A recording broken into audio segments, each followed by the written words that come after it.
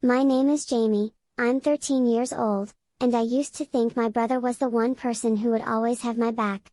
That changed the night I found his phone buzzing under the couch, and what I read on the screen wasn't meant for me.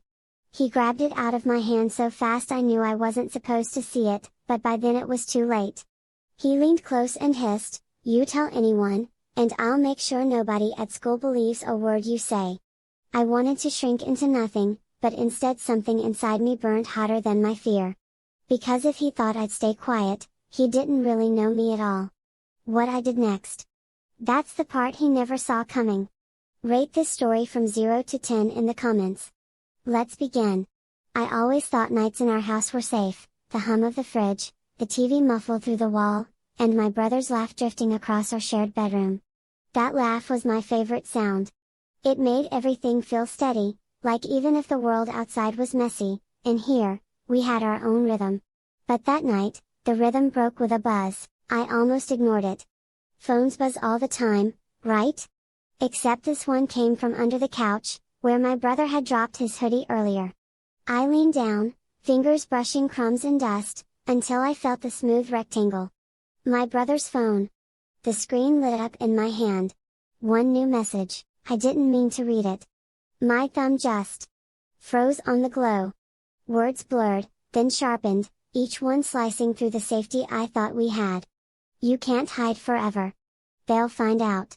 My chest tightened like someone had slammed a soccer ball against it. Hide what? Who would find out? Jamie. My brother's voice shot out from the hallway. His footsteps were fast, too fast. By the time he burst in, I was still clutching the phone like it was radioactive. His eyes locked on mine. No laugh. No softness. Just something sharp and furious I'd never seen before. "What are you doing with that?" he snapped. His voice wasn't just angry, it was scared, desperate, like I'd broken into a place I wasn't supposed to exist. I heard it buzz," I stammered. My throat felt dry, my words sticking. "I didn't, give it back." He stepped closer, hand out. His shadow stretched across me, bigger, darker than it had ever felt in our tiny living room. I wanted to explain, to say it was an accident, that I wasn't snooping. But the look in his eyes, the way he wouldn't even blink, froze me. I placed the phone in his palm. His grip was so tight his knuckles went white. "You never saw anything," he hissed. It wasn't loud, but it burned hotter than any scream. My stomach knotted. This was my brother, the one who used to push me on the swings, who stayed up whispering dumb jokes until Mom yelled at us to sleep. And now he was glaring at me like I was his enemy. I nodded. Because what else could I do? I was 13, and he was 16, and suddenly there was this wall between us, built out of a single glowing message. For a second, I thought maybe it would end there. Maybe tomorrow we'd joke about it, and he'd laugh the way he always did, and I'd forget how much my hands were still shaking.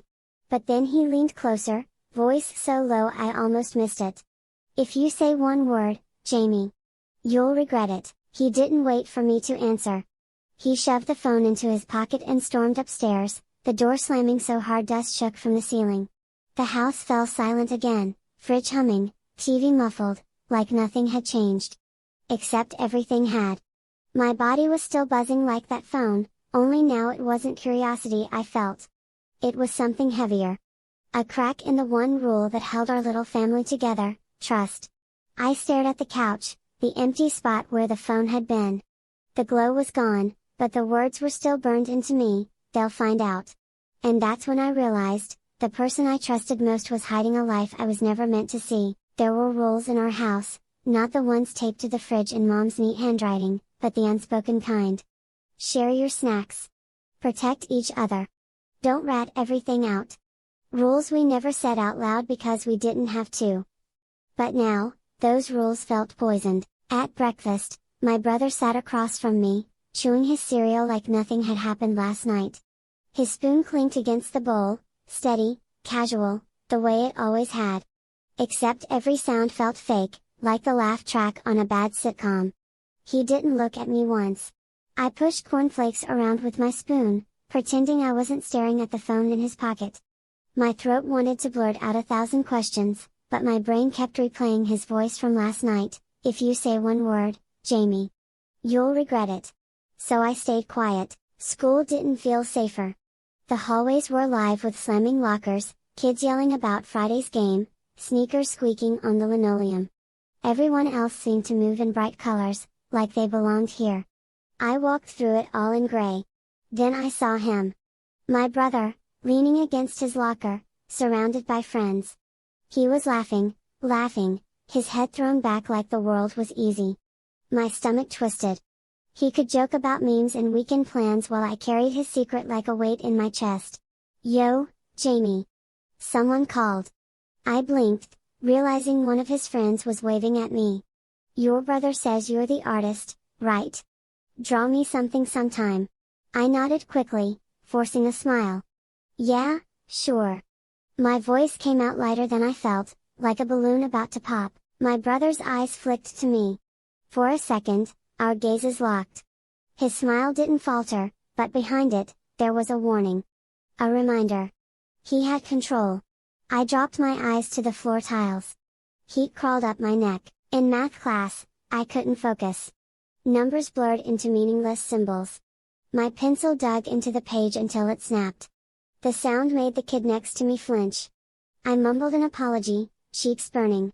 Inside, though, all I could hear was that message again, you can't hide forever. They'll find out.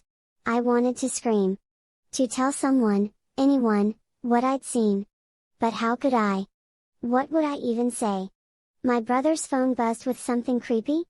It would sound stupid, like I was jealous or snooping.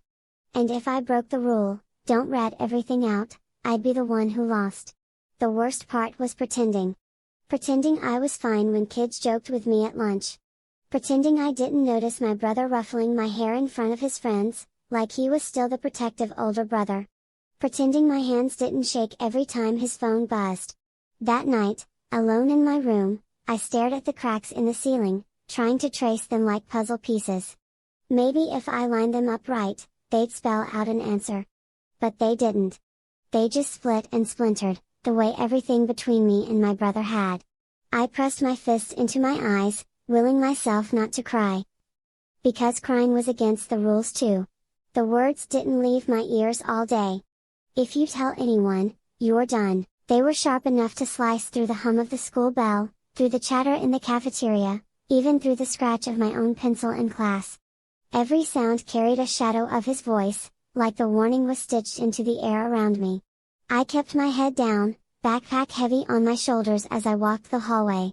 His hallway. Because that's how it felt now, every space I entered belonged to him first. He had the friends, the easy smile, the confidence that floated ahead of him like a shield. And me. I was just the echo trailing behind. At home, things got worse. I started noticing patterns. The way he tilted his phone screen away when Mom walked by. The quick shut of a door. The muffled vibration under his pillow at night.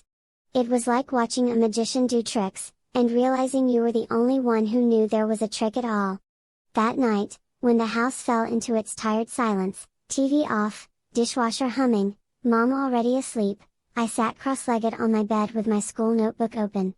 Not the one teachers checked, but an old spiral-bound one, the cover half torn, pages curling at the corners. I stared at the blank paper, my pen hovering. My hand shook, not because I didn't know what to write, but because writing felt like crossing a line. Like proof. Like betrayal. Still, I wrote, Rule number 1, he said if I tell anyone, I'm done. The words sat on the page, black and heavy. I almost tore them out right away. But then something steadier slid into me, like a switch had flipped. If he had secrets, I could have mine. If he had power, maybe I could take some back. I pressed harder with the pen, scratching each word deep into the paper. Soon, the notebook wasn't just notes, it was a record. What time he left the house. Who texted him. Which lies he told Mom. My handwriting grew sloppier, angrier, like I was carving instead of writing. But part of me, the scared part, whispered, what if he finds it? What if he knows? The floor creaked in the hallway, and my chest locked tight. I snapped the notebook shut, sliding it under my pillow. My brother's footsteps passed by, slow, then stopped. For 3 seconds, maybe 4, the silence pressed against my door like a weight. I held my breath, then he moved on. His door clicked closed, only then did I let my lungs burn out the air I'd been holding. My hands were damp, my face hot. I laughed under my breath, but it wasn't a happy sound. More like disbelief that I'd almost been caught on my first night of rebellion. I reached under the pillow and touched the notebook's corner, just to be sure it was still there. The cardboard edge felt warm, like it had absorbed the heat of my panic. That ugly, ripped cover had become something else now. Not just paper, but armor. I wasn't brave enough to fight him out loud yet. Not brave enough to tell Mom, or anyone. But here, in these pages, I could finally say something. Finally keep a record. And if he ever thought his warning would shut me down, Friday nights always smelled like garlic bread and tomato sauce in our house. The kind of smell that usually softened everything, arguments, long silences, even bad grades. Tonight, for the first time in weeks, it felt like we were almost normal again. My brother sat across the table, smirking as he piled noodles too high on his fork. "Bet you can't fit that in your mouth," I muttered. He grinned. "Watch me." Mom rolled her eyes, but she was smiling too, and for a moment the room was bright with laughter. I laughed hardest, maybe because I needed it the most. My chest loosened, and for one slippery second, I thought, maybe it's over. Maybe we're okay again. That hope carried into school the next day. The hallways didn't feel so sharp, the fluorescent lights less cruel. Even the buzz of lockers slamming and sneakers squeaking on tile seemed bearable. I kept my head up, let my notebook stay zipped in my bag, untouched. My secret weapon could rest. Then at lunch, it happened. I was unwrapping a peanut butter sandwich when Liam slid onto the bench across from me. His face had that look, half apology, half excitement, the look kids wear when they know they're about to drop something heavy. So. Don't freak out, he said, leaning in. But your brother's been saying stuff. My stomach turned. What stuff? He scratched his neck. Just? Like, that you cry if a teacher even looks at you wrong. That you? Write poems about people in class. His voice trailed into an awkward laugh. I didn't believe it, obviously. The table around us buzzed with whispers, heads swiveling. Someone snickered. I felt heat crawl up my face like fire ants. I tried to laugh, too, because that's what you do, armor made of pretend. Yeah, right, I said, pushing crumbs around with my thumb. Like I'd waste my time on that, but inside, everything cracked. He said that. He chose to say that. The betrayal hit in waves, first disbelief, then anger, then the slow, sinking shame that settled like wet clothes on my skin. The cafeteria blurred. Plastic trays clattered, soda fizzed, someone's backpack thudded to the floor, all of it far away. I was back at the dinner table, hearing his laugh, his easy tone, the way I almost believed him again. False hope. That's what it was. A setup? A trick. The rest of the day passed like a bad movie in fast forward. Teachers' voices were muffled, lockers slammed louder, my body moved without me. By last period, my hands wouldn't stop shaking. When the final bell rang, I ducked into the bathroom, gripping the edge of the sink. My reflection stared back, flushed, eyes watery, lips pressed so tight they were white. I wanted to smash the mirror just to make it stop showing me. Instead, I laughed. Quiet, bitter. Because I finally got it. He wasn't scared, I'd tell. He wasn't nervous about my notebook. He was already fighting back in his own way. Protecting himself, and the way he did it was simple: tear me down before I ever had the chance to stand. The bell had just finished ringing, and the hallway felt like a hornet's nest, buzzing voices, lockers slamming, sneakers squeaking on polished tile. I clutched my sketchbook tighter to my chest, the one thing I never let out of my sight. My hands were damp, like the paper inside could already feel the sweat bleeding through. Art class was supposed to be safe. That's what I told myself as I slipped into my seat near the back, where the light from the high windows fell across my desk. Pencils clinked, the teacher shuffled papers, and for once I breathed easier. If I stayed quiet, if I stayed invisible, maybe today would be okay. But safety doesn't last long in 8th grade. It happened fast, too fast for me to stop it. My brother's laugh, sharp and familiar, cut across the room like glass breaking. I looked up just in time to see him holding my sketchbook open. My sketchbook. The one I thought was zipped inside my bag. "Yo, check this out!" he called, loud enough for every head to swivel. My stomach dropped. He held up the page, the one I drew late last night when I couldn't sleep. A quick sketch of someone in class, shaded too carefully to be just practice. It wasn't supposed to be seen. Not by anyone. Gasped. "Snickers?" A chorus of whispers rising like static. "Is that supposed to be? No way, he likes them. Look at the hearts in the corner." My face burned. I wanted to vanish, crawl into the grain of the desk, dissolve into air. My brother grinned, milking the room's attention like a performer. He knew exactly what he was doing. "Guess Jamie's got a secret admirer vibe going on," he teased, waving the sketch so no one could miss it. My throat closed. I couldn't speak. I couldn't even breathe right. The world slowed, but the noise didn't. Laughter, pointing fingers, the scrape of chairs as kids craned their necks to see more. I forced a smile, my lips trembling so badly it felt like my face was betraying me too. "Yeah, it's just a joke," I stammered. "Practicing shading, that's all," but my voice cracked on the word joke. And everyone heard it. The teacher half-heartedly told everyone to settle down, but the damage was already done. My sketchbook landed back on my desk, tossed like trash. Pages bent, corners crumpled. I stared at it, my fingers twitching, wishing I had the courage to rip it to pieces in front of them all. Instead, I just sat frozen, every cell in my body screaming while my mouth stayed shut. That's the worst part, not the laughter, not the pointing, not even my brother's smirk. The worst part was me, sitting there, letting it happen. Letting silence drown me because I was too afraid that speaking up would make it worse. The bell finally shrieked, setting everyone loose. I shoved the sketchbook into my bag, hard, like I could bury the humiliation deep enough to never be found again. But humiliation doesn't bury. It stains. In the bathroom mirror afterward, my reflection looked different, smaller, but sharper. My cheeks still flushed, my eyes redrimmed, my lips pressed into a straight line. For a second, I didn't see the kid who always laughed it off, always played invisible. I saw someone else forming behind my face. Someone harder. The house was too quiet, the kind of quiet where even the hum of the fridge felt like a threat. My brother was in the living room, glued to his video game, his laughter slipping under my door like smoke.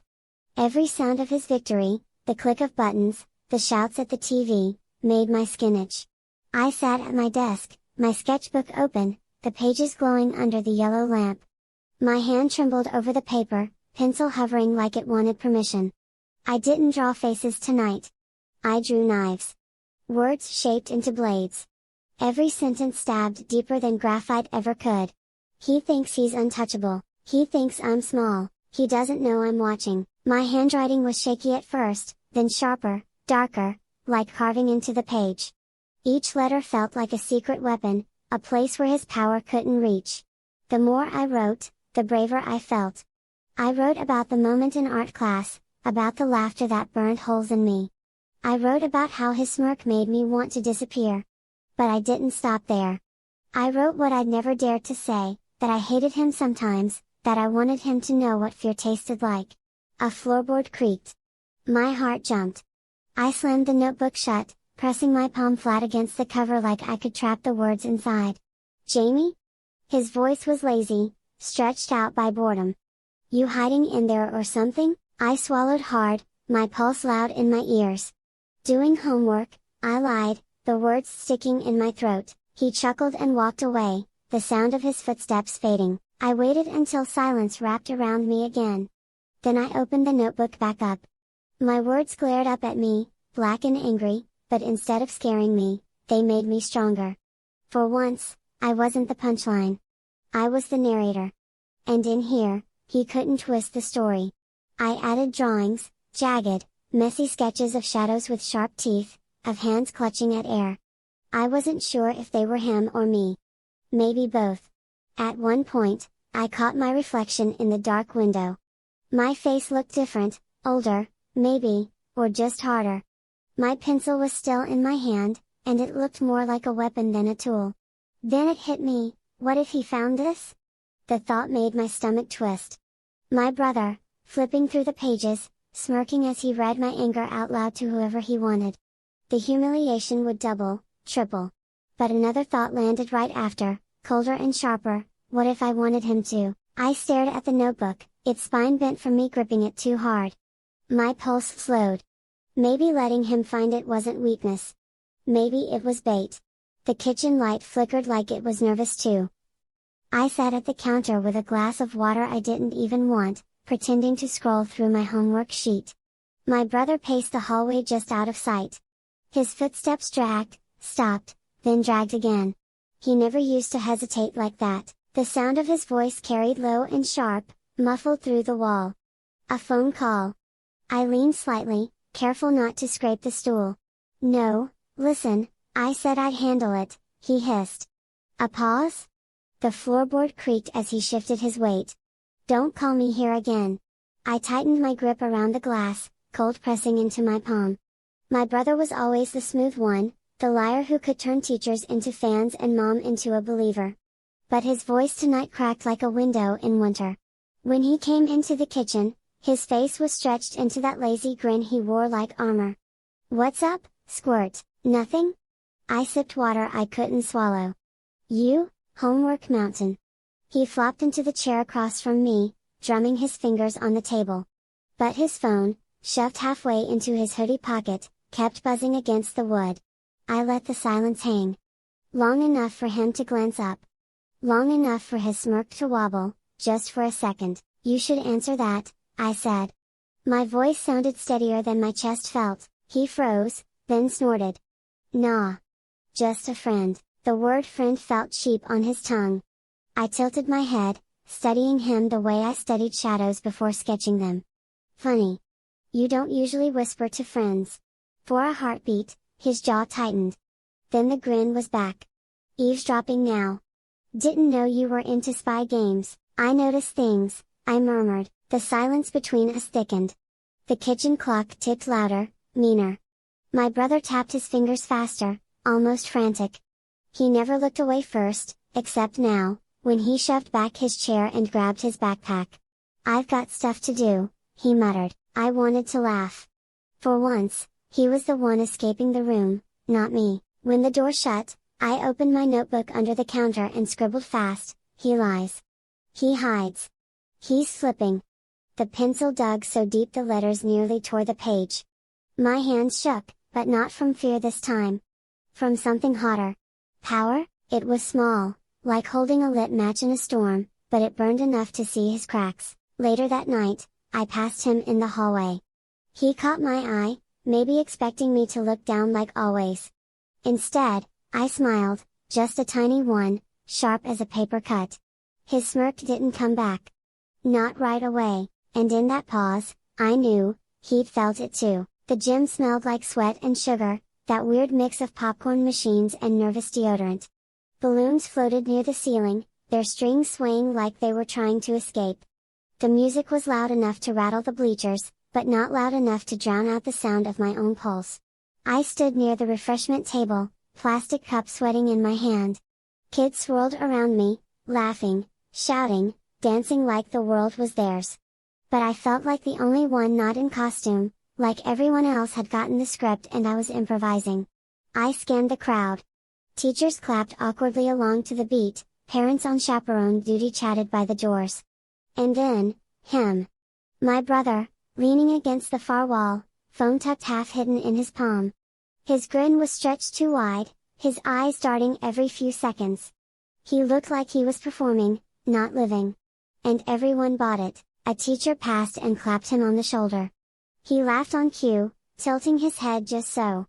He was the star of the show, and I was just the extra. But extras see things. My throat tightened. I could keep silent, let him shine while I melted into the wallpaper. Or I could drag the spotlight where it belonged, onto the cracks. Onto the truth. The cup in my hand bent under my grip. I wanted to smash it, watch the soda spill, force someone to notice me.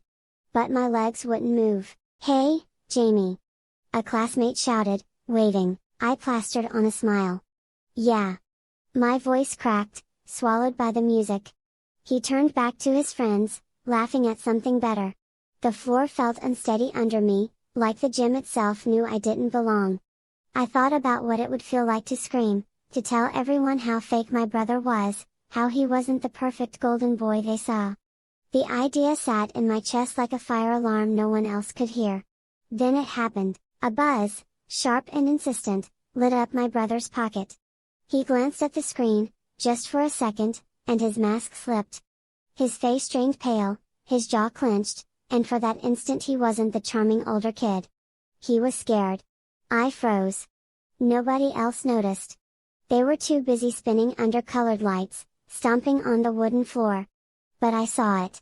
And he knew I saw it, because when his eyes flicked up, they landed right on me. We locked.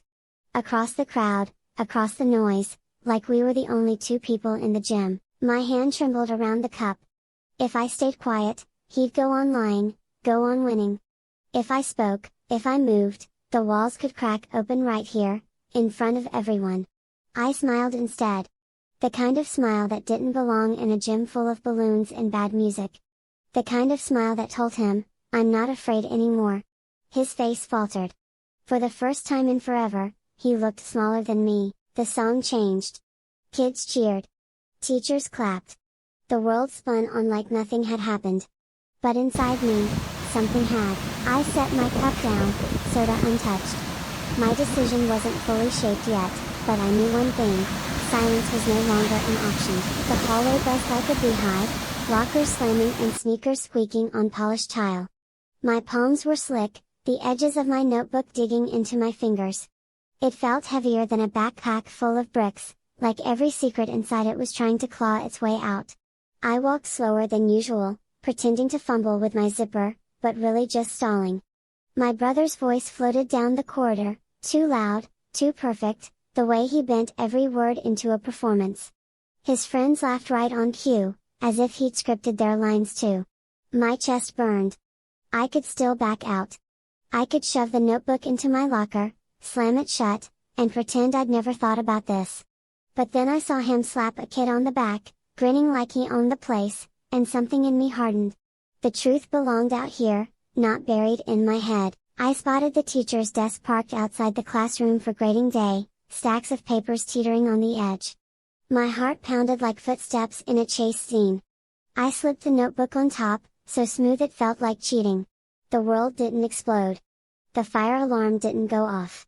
I just kept walking, my face blank, my insides twisting. Jamie. One of my classmates called. I spun, forcing a grin. What's up? My voice sounded normal, like my hands weren't shaking. He waved me over, but before I could move, the teacher's voice cut through. Whose is this? Everything slowed. She held the notebook up, flipping it open to the first page. My handwriting, sharp, uneven, alive, stared back at me from across the hall. The words weren't polite notes or doodles. They were confessions. Shadows put into sentences. Sketches that looked too much like him when the smile cracked. The laughter around my brother hiccuped into silence. His eyes darted toward the notebook, and for the first time, his mask slipped in public. He started, but his voice cracked, just enough for the crowd to hear. I didn't move. My throat tightened, my legs buzzing like they might buckle, but I stayed standing. Watching?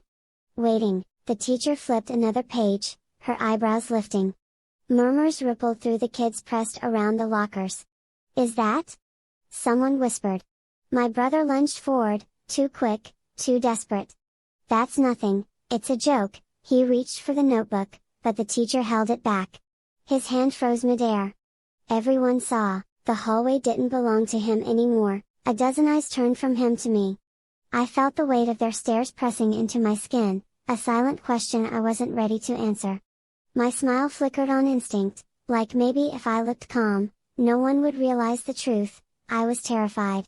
But when I looked at my brother, red creeping into his face, jaw tightening, mask crumbling, I felt taller. For once, I wasn't the one shrinking. The bell shrieked, sharp and metallic, scattering the moment into chaos. Kids surged toward class, whispers trailing like smoke. My brother stood frozen, staring at me like I'd just stolen his script mid-performance. And maybe I had. I slipped past him, heart still hammering, but lighter somehow. The notebook wasn't in my hands anymore. The secret wasn't locked inside me. The cafeteria hummed with the usual noise, trays clattering, someone yelling about basketball scores, a soda can fizzing too loud. But inside me, it was dead quiet. Like the air just before lightning splits the sky. I sat at the edge table, the one near the radiator that always clanked like an old heart. My notebook lay in front of me. The cover was bent, the corners softened from weeks of hiding it under my pillow, gripping it like armor. When I glanced up, I caught kids stealing looks at my brother. He sat 2 tables away, surrounded but not surrounded. The circle of friends that once leaned toward him now leaned away. They whispered into their sleeves instead of laughing on cue.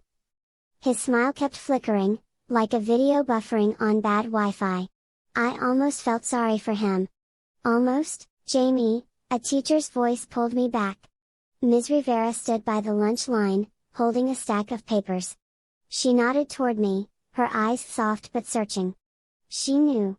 Not everything, but enough. My throat tightened. For weeks I'd wanted someone to see me. Now that she did, all I wanted was to vanish. I dragged my tray closer, poked at the gray mashed potatoes, tried to look normal. But my leg bounced under the table. My hands itched to flip the notebook open, show everyone the last page, the one I hadn't let out yet. The final drawing, it was different. Not just shadows and sharp teeth, not just him. It was me, too. Small, hunched, erased in the corner. Then, across the page, bigger. Standing.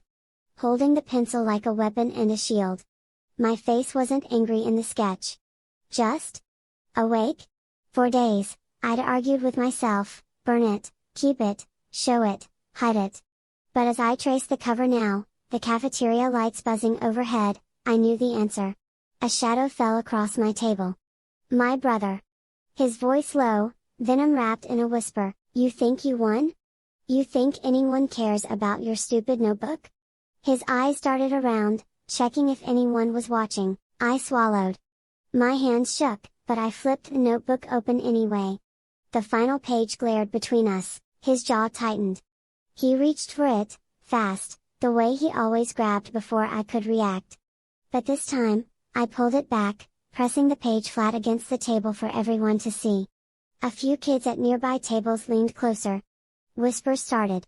"Don't," he hissed, but it was too late. Ms. Rivera's voice carried across the room, "Is everything alright over here?" He froze.